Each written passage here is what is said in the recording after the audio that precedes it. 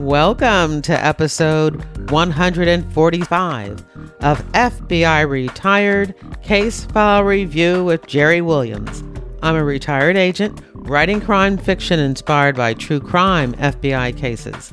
Today, we get to speak to retired agent Bill Vanderpool, who served in the FBI for 20 years. He was initially assigned to the Dallas Division and then to the Washington Field Office, where he was a sniper on the SWAT team, before being transferred to the FBI Academy at Quantico, Virginia, as an instructor in the Firearms Training Unit.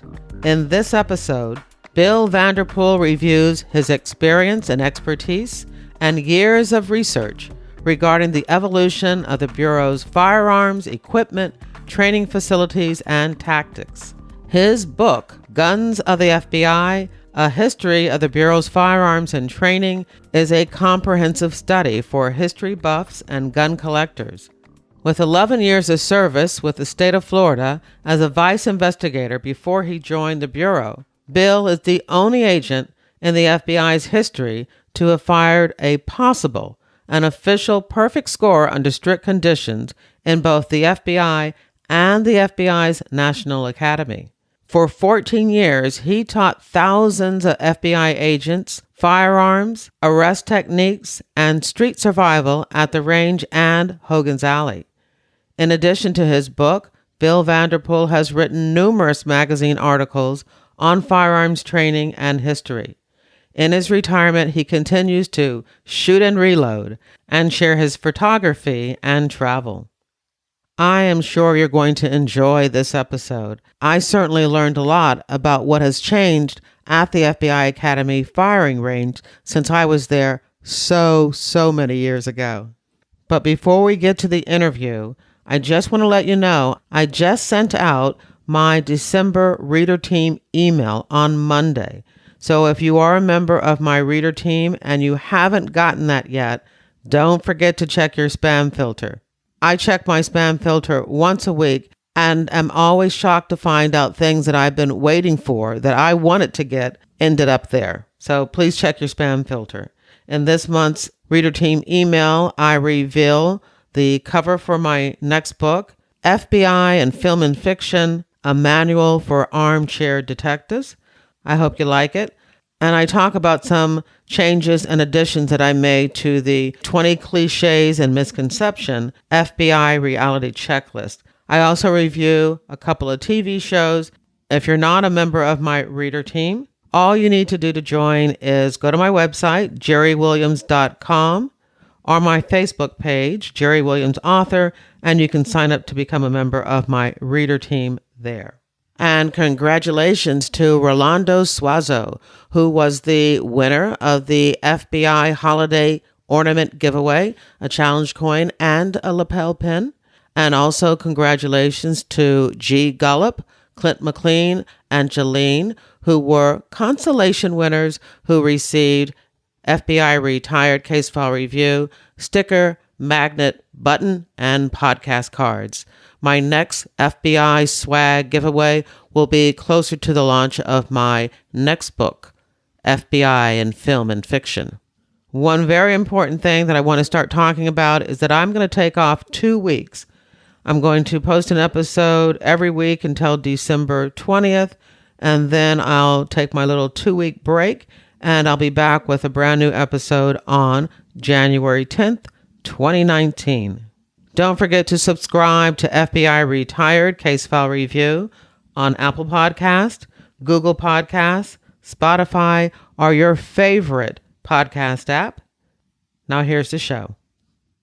I'm excited to introduce my guest, Bill Vanderpool. Hi, Bill. Hey, how you doing, Jerry? I am doing great. Bill, I've got to tell you how impressed I am with the quality of your book, Guns of the FBI, A History of the Bureau's Firearms and Training. I saw it in the Grapevine, which is the publication, the monthly publication of the Society of Former Special Agents of the FBI. And I thought, I'm going to call him up and see if he's interested in coming on the show. And when I talked to you, you said that you would come on the show and that you would send me a copy of your book. When I got the book, I was blown away. I mean, this is what they call a coffee table book. Every page is packed with pictures, There's a beautiful middle section filled with color photos. I am so impressed with the amount of research and all that you've done to pull this book together. Guns of the FBI, A History of the Bureau's Firearms and Training, and you're the author. Yes, I am, but thank you for your kind words.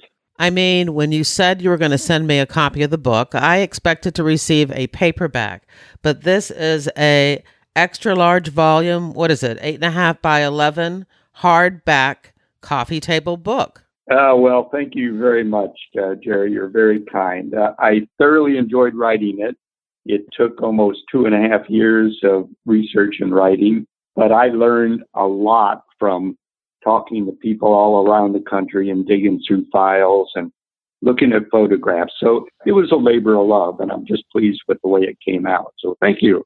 Well, I can't wait to get started because we're going to cover a lot of stuff today. We're going to talk about the history of the firearms that the FBI uses, the type of guns used in the past and used now. We're going to talk about what brand new agents go through during firearms training at the FBI Academy, the different courses that they use. And I hope also at the end we learn a little bit more about you. So as I'm reading the book, it seems that there has been a number of changes in how the FBI does firearms training.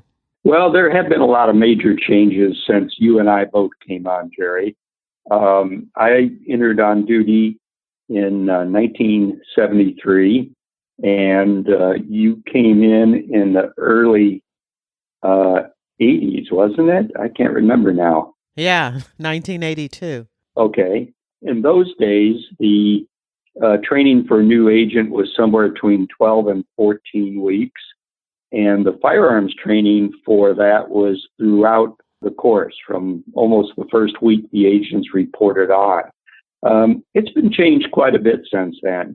The course now is called, it's a kind of a new agent course, but it's unique in that it's a combined course because the new agent trainees, the one will go on to become special agents, are taught right next to and identically with the new intelligence analyst trainees.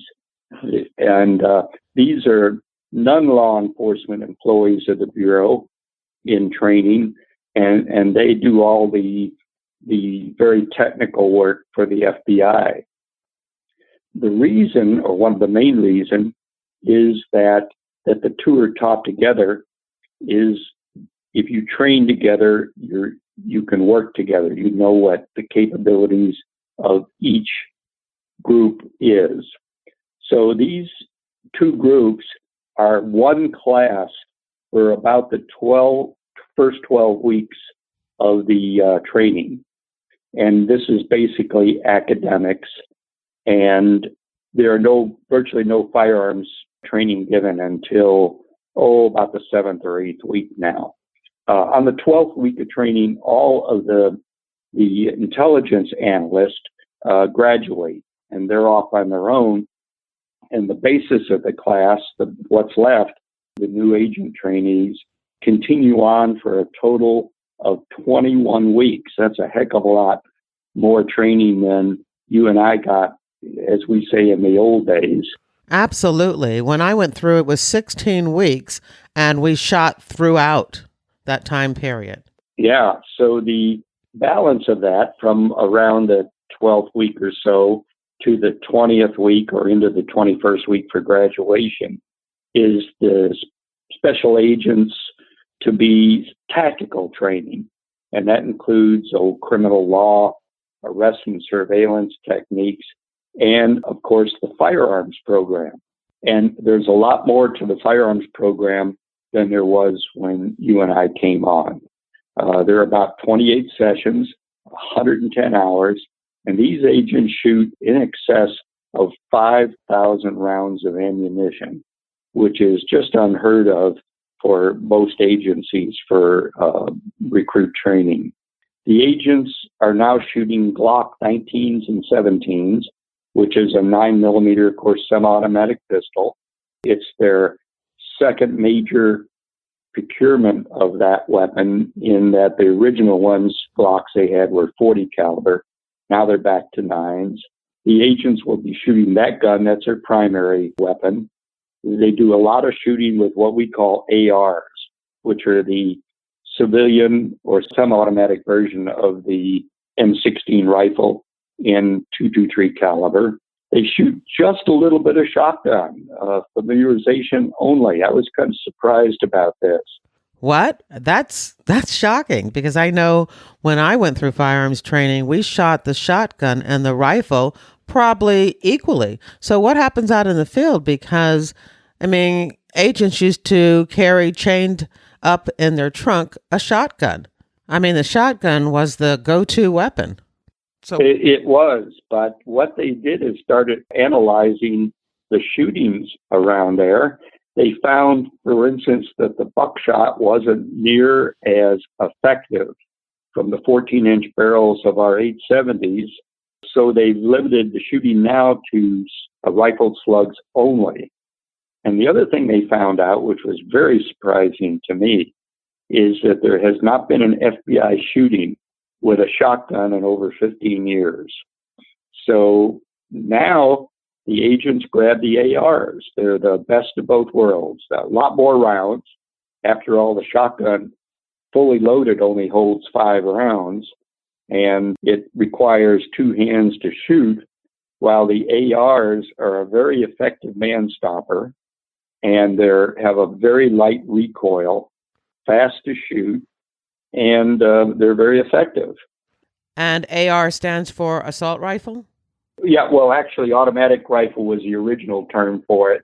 It's the basis of the M16 rifle, which was developed by Gene Stoner back and used first in Vietnam. And it is now the official go-to gun, shoulder weapon for not only the Bureau, but for many, many other police departments. It used to be that only the SWAT teams carried them, but it's so effective that now the brick agent in the field uses them. I am amazed, because I remember from firearms training, whether at the academy or in the field, one of the more difficult things was handling the shotgun because of that recoil. Actually, it wasn't just the difficulty of the recoil, but also in the two-hand mechanics of racking around in the shotgun. New agents had difficulty with that too. They did. I think there are retired agents listening to this episode saying, "What? I went through all of that for nothing? Do you use the shotgun anymore?" Yeah. Hey, Jerry, how many people in your new agent class started showing off the big bruises they had on their shoulders? Absolutely. And on the chin, because if you didn't tuck in that gun real tight, that barrel could kick up and hit you in the chin too. Oh, yeah. So, but see, the Bureau is making good changes out there in their firearms program and all. Yeah. Basing these changes on real life data. Absolutely. Actually, my impression is that the firearms training unit loses very few new agent students to not being able to qualify on the handgun courses today. It's not that the courses are that easier, but it's just that the handguns and the using an AR instead of a shotgun and all just makes it easier to shoot. They have kept up with what's going on today. And incidentally, they have to catch up out in the field, because there's at least 4 qualifications a year that are mandatory, and they break it up also into some combat courses and even some night firing. So it's pretty efficient out there. I was impressed when I did this research. You mentioned firearms training in the field and the fact that there were 4 mandatory qualifications. How does that fit in? Is the FBI one of the agencies who requires qualification in the field more than others? Well, yes, but there's some other very progressive agencies out there who are doing good work in keeping their officers or agents up and running on their firearm skills. So there's some out there. I think the smaller departments suffer most because of budget matters. And my God, back when the revolver, the 38 Special revolver, was king in that well over 90% of law enforcement officers used them. A lot of times they had to use reloaded ammunition or were issued very few rounds through the year. I know of one state wildlife officer agency where the guy told us that he was given 12 rounds of 38 Special ammo for his revolver and fired about half a box. And it was 2-3 years before he got some fresh service ammo to replace that in his gun. And that's tragic, but when you have a very, very tight budget, it's just facts of life. Do you have any idea how often, say, a large police department would require their officers to shoot? I would say that it probably varies from 0 to 12 times a year. That's quite a spread, but there are some agencies that never require their officers to qualify, and there are others who do it almost monthly. Wow.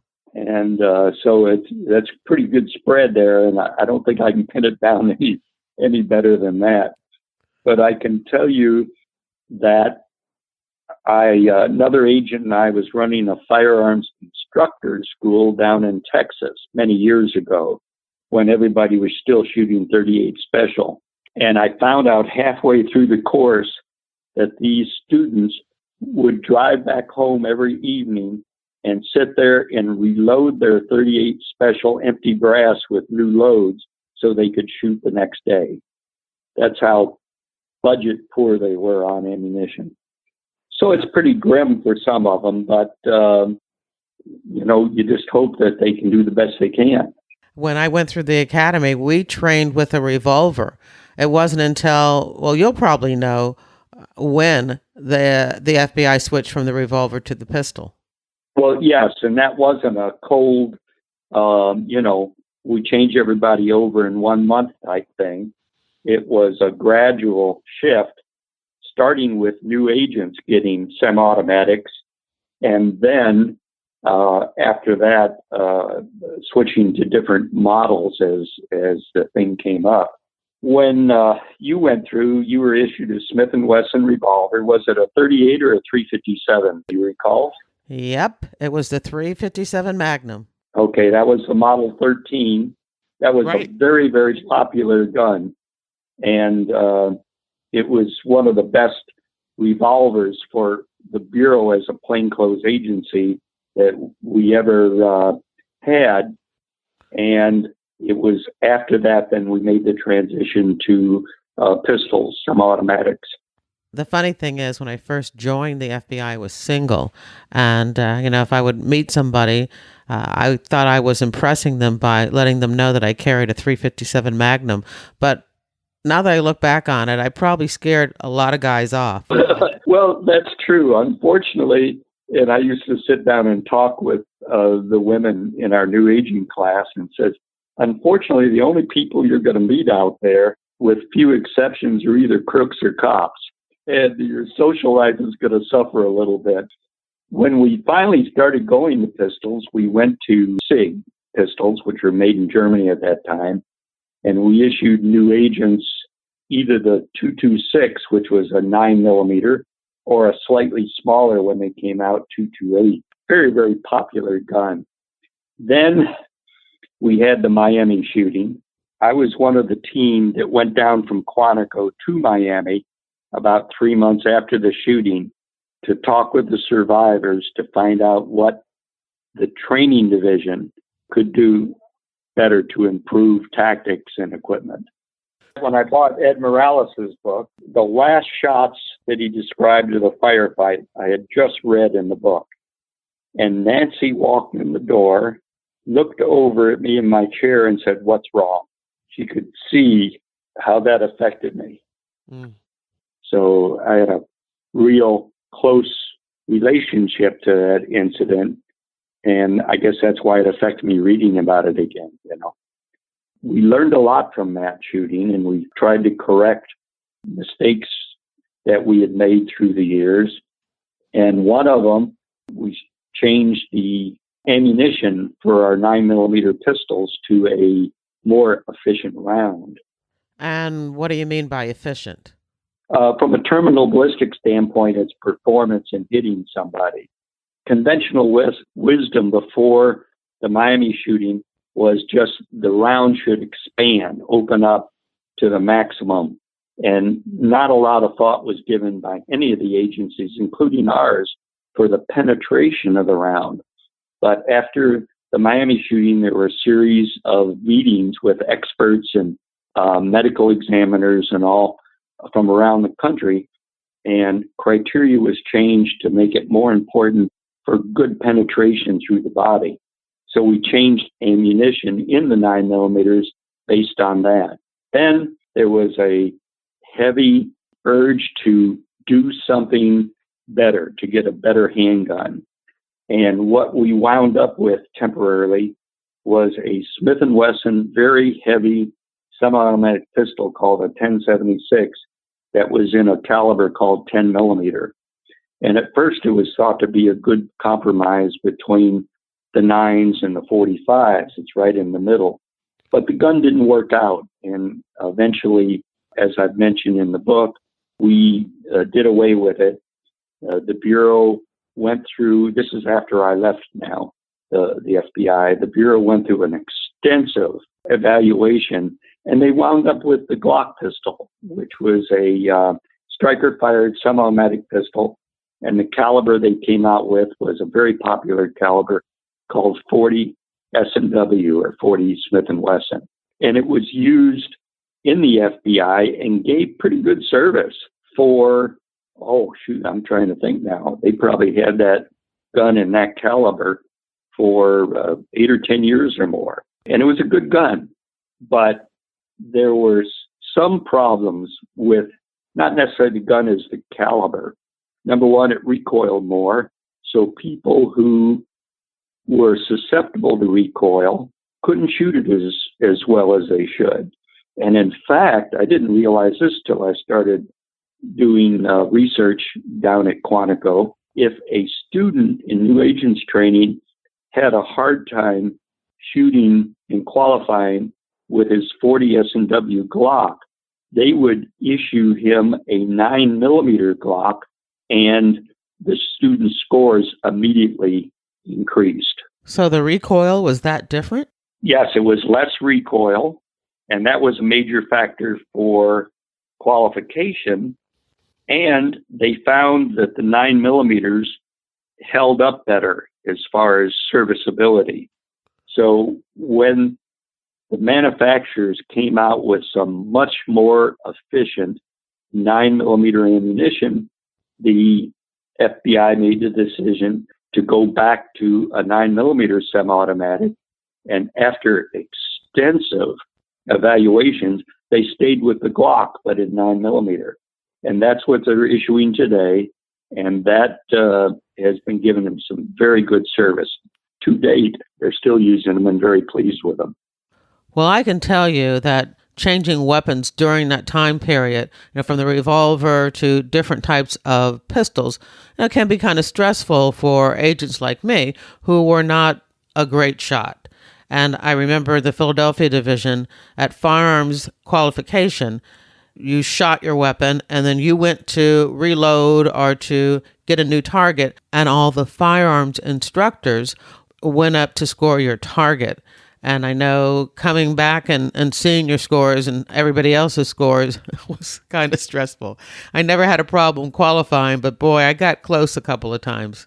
And I say this just to make sure that everyone listening understands how seriously the FBI takes qualification. Yes, yeah, very much so. Well, that 10mm was a big gun. Yeah. It was very heavy and very large. And so a lot of agents wouldn't want to carry it even if they could shoot it well, because we're, like everybody else, going to want that heavy anchor on our side of our belt day in and day out. So it was, even when it was limited, the limited issuance in the field, it was not popular with all the agents because of its size and weight, let alone the fact that there were some serious reliability issues with it. And that's eventually why it was dropped. And we first temporarily went back to SIGs, and then after in 9mm, and then eventually adopted the Glock in 40 caliber, and then now presently the Glock in 9mm. So it was an interesting run through all of the models through the years. Yep, and I remember making all of those changes to the weapons I carry. I also remember that when you graduate from the academy and they issue you your own firearms, I guess for the first couple of weeks or so, especially if you weren't in law enforcement before that, you kind of have to get used to carrying a gun. But then it becomes almost part of your body. And when you don't have your weapon with you, you feel naked. Oh, yes. In new agents training, the trainees are issued, in addition to their Glock pistol, an exact replica of it in weight and size, but made out of a blue plastic. And when they're in the classrooms and going through the lunch lines and all, they're required to wear that gun, that pseudo gun, to get used to carrying it. Because a lot of them were not police officers before and had to get used to carrying that. Then, like you said, by the time they finished 8 or 10 years in the Bureau, they're lost without it. Yeah, I think that's the case for most agents. But when I retired and had to turn in my service weapon, I decided not to purchase my own personal weapon to use. So I don't carry a gun anymore. And I don't have one in the house. Well, that's a big decision, Jerry, and a personal one. I, on the other hand, hardly ever go anywhere without a firearm either in my car or on my person.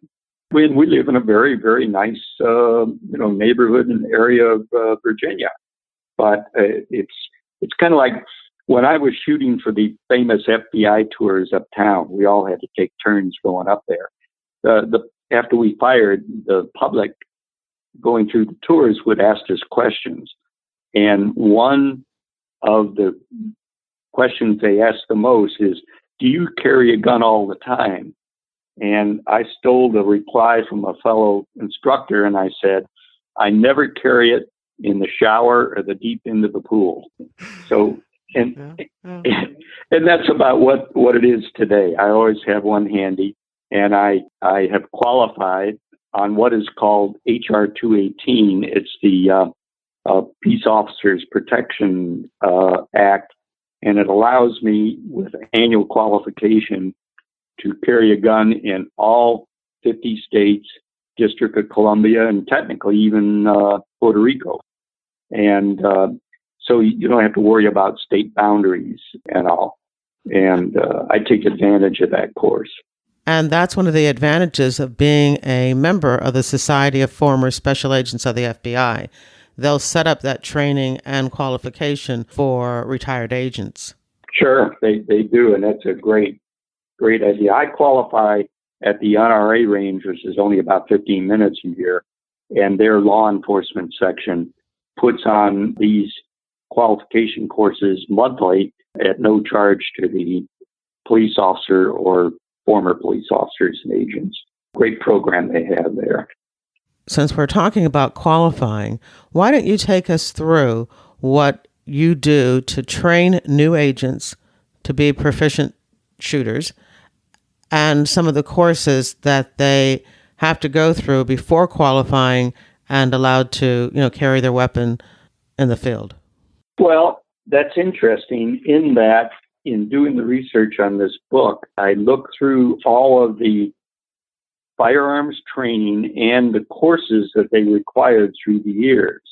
Now, the Bureau was technically set up around 1908 or so with just a small number of investigators. And Mr. Hoover took it over, I believe, in 1924.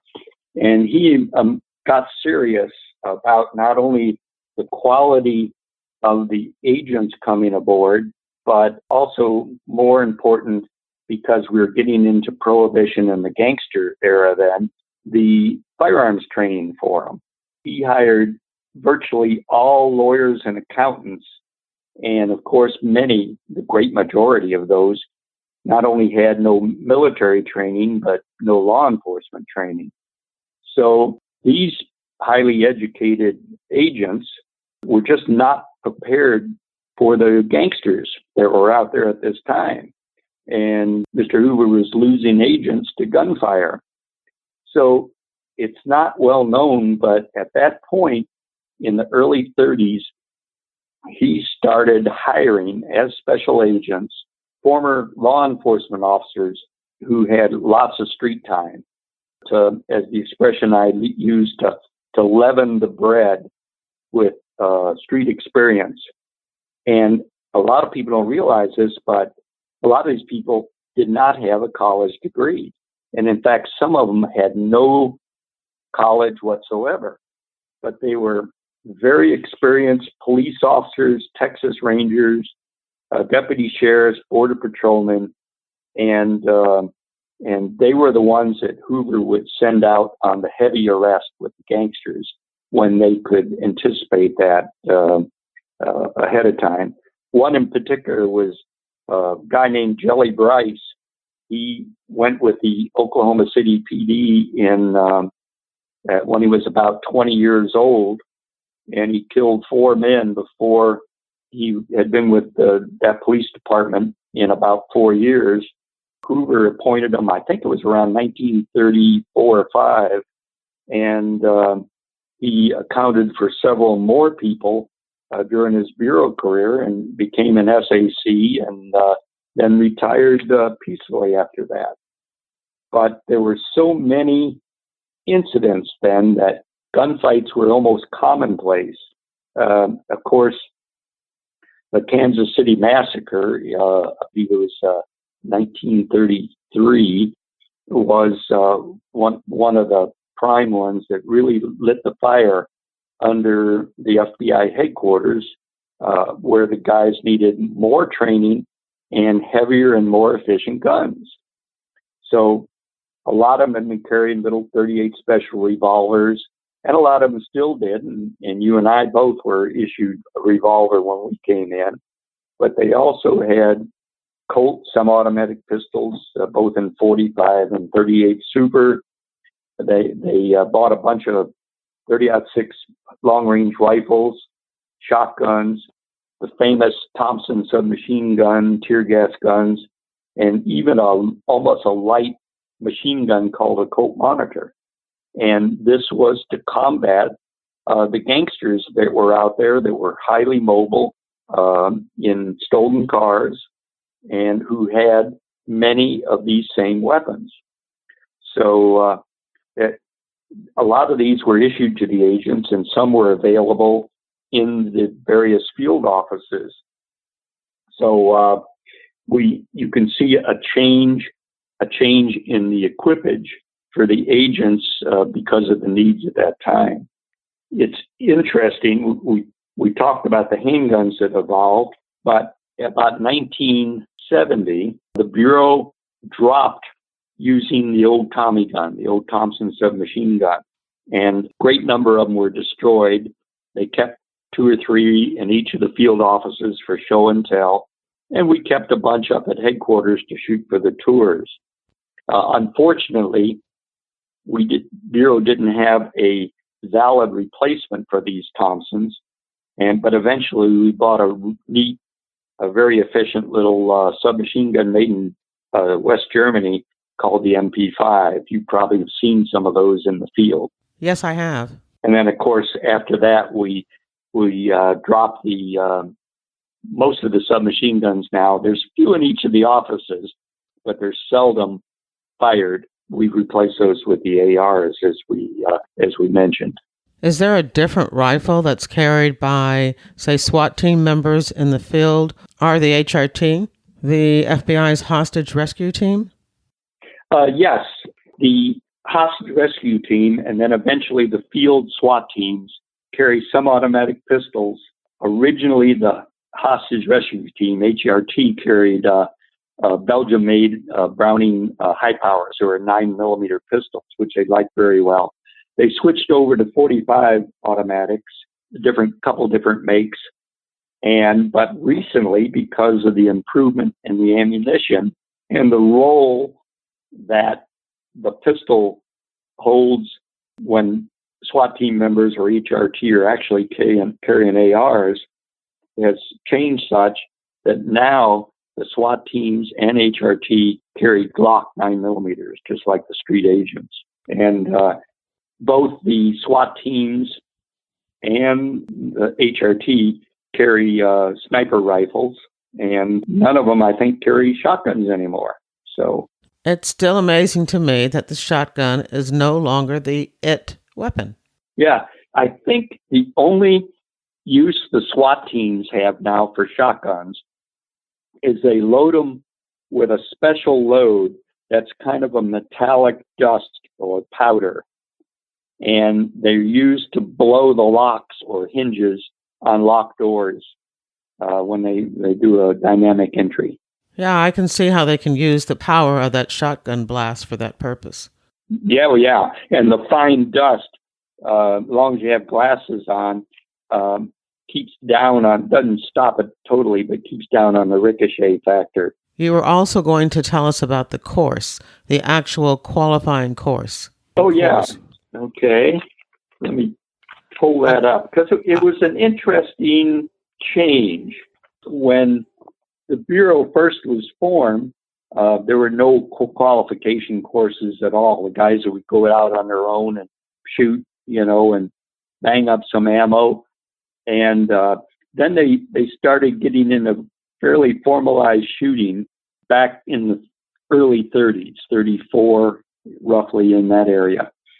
And they developed a course called the PPC, Practical Pistol Course. And it wasn't that practical, but it was a long way above the local agencies that would go out there, put their hand on their hip and shoot bullseye style, one-handed, cocking the gun, shooting at a little bullseye. And it involved from shooting in various positions from as far back as 60 yards to as close as 7 yards.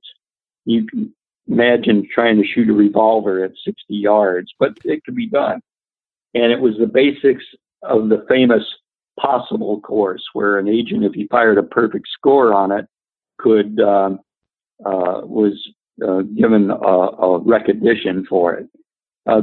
Even though the revolvers in those days mostly of them held 6 rounds, they only loaded the gun for this course with 5 rounds.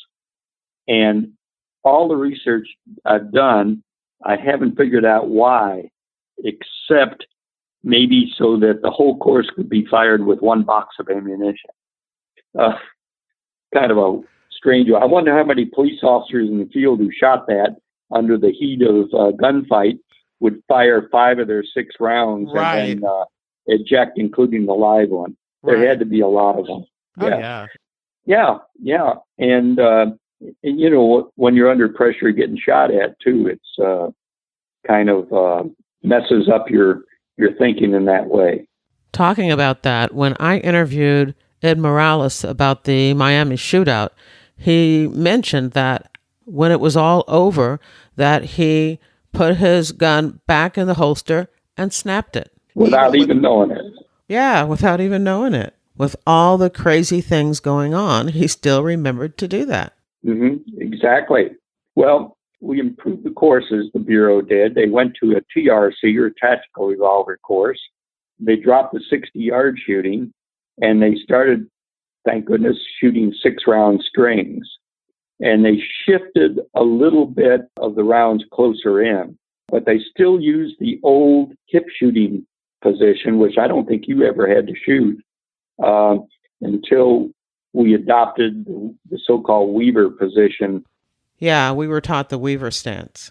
Well, the reason we did that is because there was a former FBI agent who retired only after about 3 years, who was a top competitive shooter and a combat instructor. And he taught a lot of combat techniques for pistol, including the Weaver position. And in 1980, he came to Quantico, not as an agent then, but as a guest instructor and at our request. And he demonstrated the Weaver position and some other techniques, hotline, rollover prone. And he showed us how to efficiently use steel targets. And the firearms instructors, some were really for it. A few were doubting Thomas's, but they went along with it to look at it. And finally, after extensive testing, we realized that there was no comparison, that the Weaver position was much more effective, drawing a gun and bringing it up two-handed and shooting rather than bending over and shooting from the hip, which is just very unnatural. So we dropped the hip shooting position, but we did it gradually. We first of all had our assistant director for training and some folks from uptown and headquarters and key people come down and try the Weaver versus the hip shooting in the indoor range. And they were very impressed. Then we started showing it to the field agents who were coming back for in-service. Finally, we introduced it to the new agents, and across the board, the comment was, why didn't you show us this earlier? And so we finally adopted the Weaver position and many of the other techniques that Bill Rogers taught us and all. We still use a variety of courses, but the qualification course now is called the HQC, Handgun Qualification Course. It was adopted in early 2013. It's a 60-round course, and except for 10 rounds at 25 yards, all the shooting is close in all the way up to about 3 yards. But it's faster shooting, and some of it's even one-handed. And you have to wear a coat when you shoot it because that's what happens out in the field. What about the prone position and the barricade positions? The 25-yard shooting is 5 rounds each around a barricade, but there is no prone or kneeling position whatsoever. What? It's just not who's going to lay down to shoot in a prone position out in the open? I loved shooting from the prone and kneeling positions. Yeah, they were so steady, but they were too slow. Yeah, they looked at the stats for our shootings, and they realized we didn't have many shootings at 60 yards or 50 yards. We had a few at 25, including some of the shots fired at the Miami shooting. But most of it to save your life is up close and personal. And that's what they designed this course around, and that's what they're firing today. So they're trying to keep up. Well, it sounds like what I need to do is the next time the retired agents have a firearm shoot to get out there and borrow somebody's gun and test out these new courses.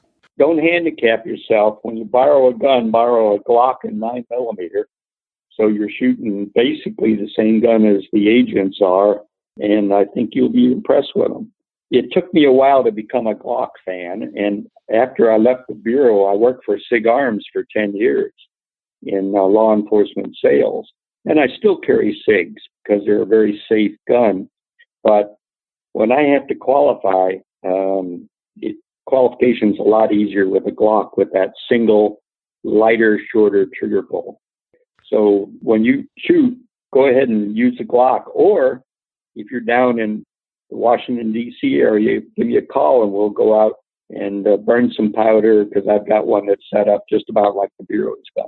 I'm going to have to take you up on that invitation. I've always said that firearms kept me humble because when it came to the academy, the academics, I was fine. I passed through all of the test with no problem whatsoever. Same thing on the physical fitness. I could pump out those push-ups. And as a matter of fact, I did the Marine Corps Marathon, 26.2-mile marathon while I was going through the FBI Academy. Yeah, so when it came to academics and physical fitness, I sailed through. But firearms was another story. I really had to work extra hard to shoot well. Like I said, it kept me humble. Well, yes, but I think you'd have done much better with a lighter, smaller gun. I wish I had known that then. Well, that's true. Well, sorry about that. That's okay, Bill. I forgive you.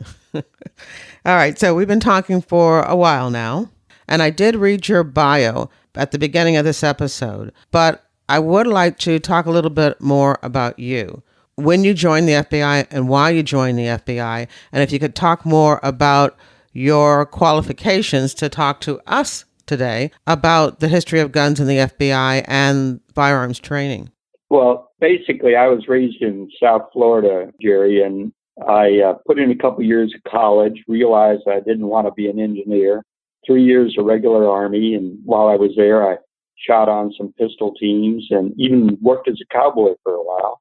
Then I put in 11 years with the state of Florida as a beverage agent, chasing moonshine stills and all. And while I was a state officer, I had the privilege of going through the 88th session of the FBI's National Academy. And of course, that was and is a very prestigious police school. I shot a possible while I was there in training, went back home, completed my degree, and got into the FBI where I was for just over 20 years, just as the old country folks said, by the skin of my teeth. Number one, I just slipped in under the wire for age, made that. And the second thing, which was interesting, is a handicap, is that I was a National Academy graduate. And the reason for that is when World War II came, Mr. Hoover was desperate for agents. So he appointed National Academy graduates, some of which did not have degrees, as agents.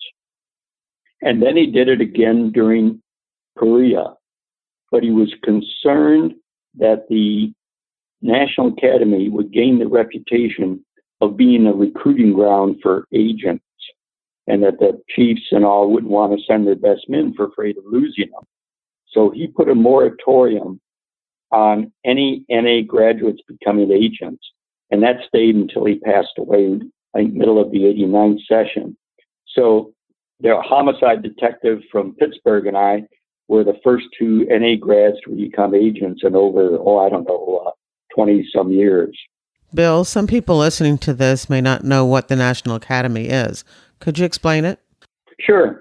In about 1935 or so, some of the chiefs around the country to give FBI quality training to police departments and police officers and sheriffs and all.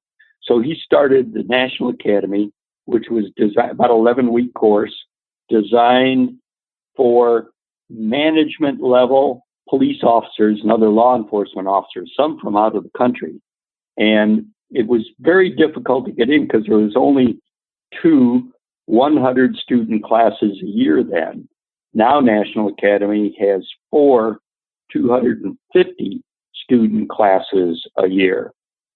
So it was tough to get in, but it was very prestigious, and it was doggone good training. So that's the NA, and it's still going on today. Does the National Academy only accept a certain level or rank? They could be supervisors, they could be the sheriff himself or the chief of police, or up-and-coming officers. The NA is kind of designed to those people who will go on to higher positions within the agency, within the next few years. Like, is it for executive leadership? Oh, yes, very much so. But in the old days, when I went through, everybody got exactly the same training, law and crime scene and firearms and all that.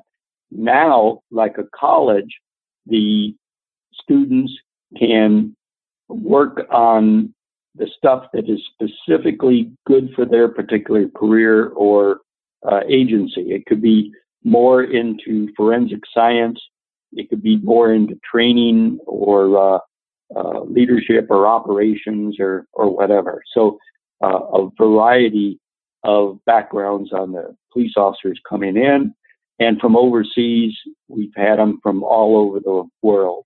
when I went through the 88s, I think I had two from Kenya, a couple from Malaysia, and at least one from the West German police at that time. So even then, we were bringing in foreign students. Yeah, I definitely remember the National Academy attendees because they were totally different than the new agents. They were much more relaxed and at ease. That's It it. wasn't a They do or weren't worried about die. getting washed out. Yeah. Yeah, yeah. So anyhow, like I say, Dallas was my first office, worked criminal charges. WFO, I started working fugitives and was on the SWAT team as a sniper and also as a field firearms instructor.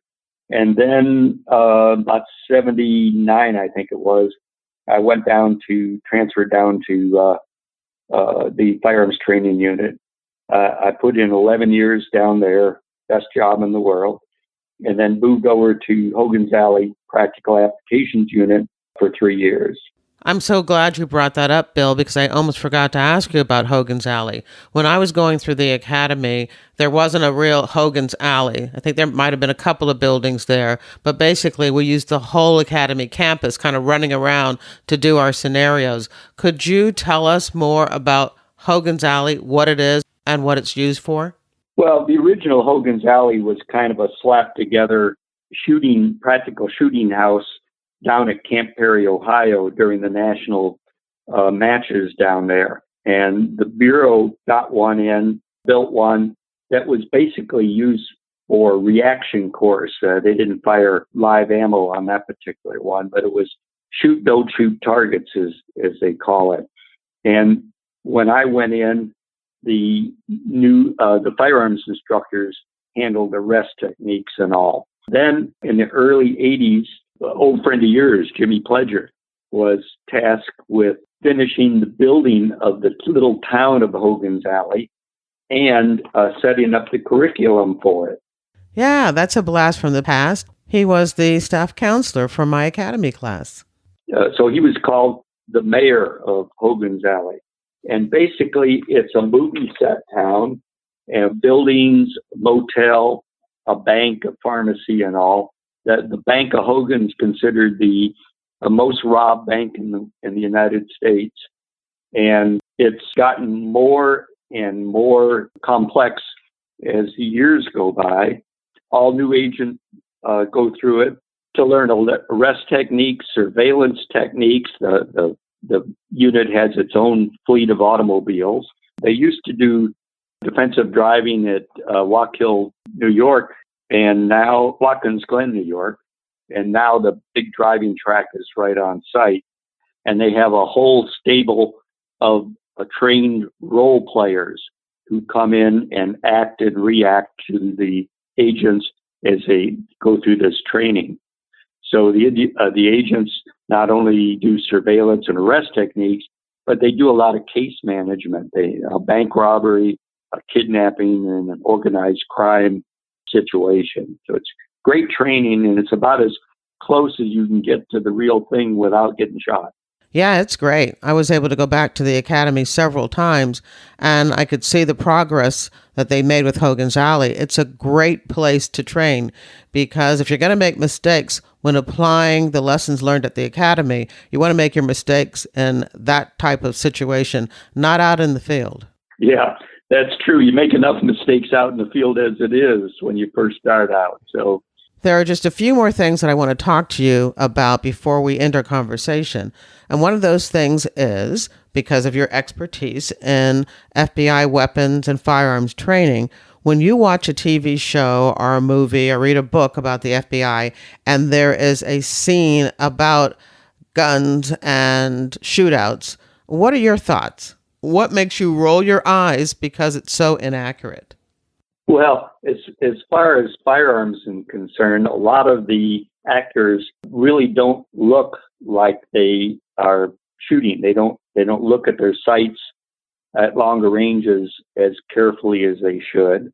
And not with FBI related films, but one of my absolute pet peeves on any cop show is they'll have a semi-automatic handgun and they'll enter this building with it and go through 2 or 3 hallways. And then they get in front of a door they think this guy's behind, and they reach down and then rack around in the chamber.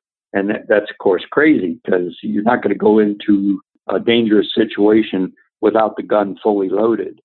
And strangely enough, when I watch a television program or a movie where even with my loss of hearing from shooting for so many years, if they say rack around into a shotgun or so, I can hear the fact that round they didn't actually chamber a round in that it didn't have that extra click or so. So you get used to those things. And then the guns they use are not correct in a lot of cases. But, just little things. My daughter says I could always tell a book that Dad's read because he's got little crossouts and little marginal notes in it with all the mistakes. And in fact, I have been asked by a lot of different authors to read their books ahead of time to check it for accuracy. And I do that gladly. And what are some of the biggest mistakes that you see in books that you've read? Basically, the handling of the gun or the fact that the gun is misnamed. For instance, the guns we use today are in millimeters, and the basic one is 9 millimeter. That is not a percentage point. You don't have a decimal point in front of the 9. It's just the regular number 9 millimeter. But you see people with a 0.9 millimeter. Well, technically speaking, that bullet would be about the diameter of a very, very thin needle. And little things like that. They could have asked someone to look it over and find some of the mistakes ahead of time, So, Bill, we've talked a lot today about firearms and firearms training. And of course, I also learned a lot by reading your book. As a matter of fact, on page 292 of your book, Guns of the FBI, there's a memo. And that first paragraph really sums up everything that you've told us today. Do you mind reading out loud that first paragraph on page 292? Sure, absolutely. But I have to say that I did not write this. This is a reproduction of a FBI training manual that's dated from 1969 and allegedly written by J. Edgar Hoover. And that was part, but it still holds true today, though. It says, no part of the training of a police officer is more important than that part devoted to firearms training. The officer's life, as well as the lives of his fellow officers, might depend someday entirely upon the officer's skill with a revolver, machine gun, or shotgun. And then the third paragraph says, firearms training is more than mere marksmanship.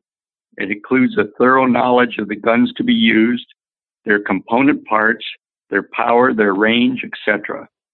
The more knowledge a police officer has concerning the gun he carries with him, the greater respect he has for that gun and its danger. And such respect lessens the possibility of unnecessary accidents to himself or others. Straight from Mr. Hoover.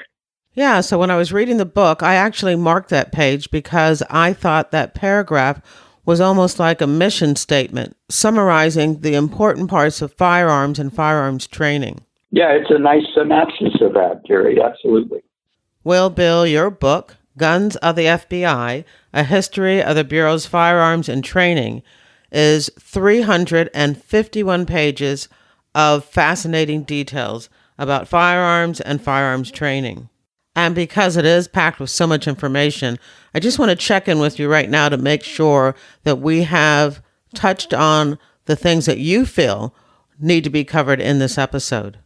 Well, I'll tell you one thing. About a week before my deadline, when my publishers, Gun Digest Press, I was due to send in the text and all, I sent my editor an email, and I probably scared him to death because I said, there is no way I will ever be able to get to finish this book, which, like I say, probably gave him a heart attack. But then I went on to say, I am continually learning more about what happened in the old Bureau and all of the new things that are going on and changing today. And so I'm just going to have to cut the book off now and just go with it. And that's it, because since we sent this book to the publisher, I've got more photographs. I've got courses that I didn't know about. And that's what makes the writing this book so much fun. It's so dynamic. Anyhow, I had to stop it at that point because I had to get it in there so they could get it printed. Okay, so before I ask my last question, I just want to one more time tell everyone how impressed I am with this beautifully put together coffee table book, Guns of the FBI, A History of the Bureau's Firearms and Training. And I will tell everyone that I think it would make a great Christmas present for those interested in this subject matter. So, Bill, I know it's not on Amazon right now. So where does everyone need to go in order to purchase your book? Because I'm telling you, this is the perfect holiday gift for anyone interested in the FBI's history concerning firearms. As I mentioned before, it's an oversized, hardcover, coffee table book full of 351 pages of information and beautiful photos. Well, the easiest way for them to get it is to go to the publisher, www.gundigest, all one word, GUNDIGEST, store, gundigeststore.com. And you can order it directly from them. I understand that sometime after the first of the year, it will also be available through Amazon. Because I know that many people listening to this episode are not able to stop and write down that information. They're driving or on a treadmill or are doing chores. What I will do is make sure that all the information about the book and how to get it from the publisher is on my website, jerrywilliams.com, in the show notes for this episode. So my last question is really not a question, but what I want to do is give you the last word. What would you like to say? That's a good last question, but I got to tell you that history never stops. And like I said before, there's always new things to discover and new things to learn. And I kiddingly tell my friends, oh, I've already got a bunch of pictures and some items for the second edition. Now, I don't know we'll ever have a second edition, but I'm still researching the Bureau, its firearms and all. And that little notebook I told you I had has a lot of notations in it that came after the book was published. Even though I may not ever use it, I'm still enjoying the research on just learning more about history. And that's the end of the interview. At jerrywilliams.com, you'll find 2 photos of Bill, links to FBI website posts on the Firearms Training Unit and Hogan's Alley. You'll also, most importantly, find a link to Bill Vanderpool's publisher so that you can learn how to get his book, Guns of the FBI, A History of the Bureau's Firearms and Training. I hope you enjoyed the episode and that you'll share it with your friends, family, and associates. And don't forget to subscribe to FBI Retired Case File Review at Apple Podcasts, Google Podcasts, Spotify, or your favorite podcast app. I have a good crime fiction recommendation for you today. Michael Connelly's new book, Dark Sacred Night. In this book, he brings back his new character, Detective Renee Ballard, who joins forces with his old character, Harry Bosch, to work on a cold case murder of a 15-year-old runaway. Michael Connelly is one of my favorite police procedural authors. I do hope that in the future he will develop a fuller life for the single Detective Ballard.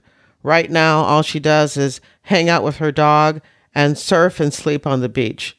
It's quite sad. But otherwise, it's another great police procedural, And while you're at Amazon.com taking a look at Dark Sacred Night by Michael Connelly, I hope you also check out my books from my Philadelphia Corruption Squad series featuring Special Agent Kerry Wheeler, Pay to Play, and Greedy Givers. They are available as ebooks, paperbacks, and Pay to Play is available as an audiobook. I hope you consider picking up a copy of one of my books for a Christmas present for yourself or for someone you know who loves crime fiction. My books, along with Bill Vanderpool's Guns of the FBI, are part of my FBI reading resource, books about the FBI written by FBI agents, and you can get a hold of that FBI reading resource by joining my reader team. This episode was sponsored by FBIRetired.com, the only online directory made available to the general public featuring retired FBI agents and analysts interested in showcasing their skills to secure business opportunities. I want to thank you for listening, and I hope you come back again for another episode of FBI Retired Case File Review with Jerry Williams. Thank you.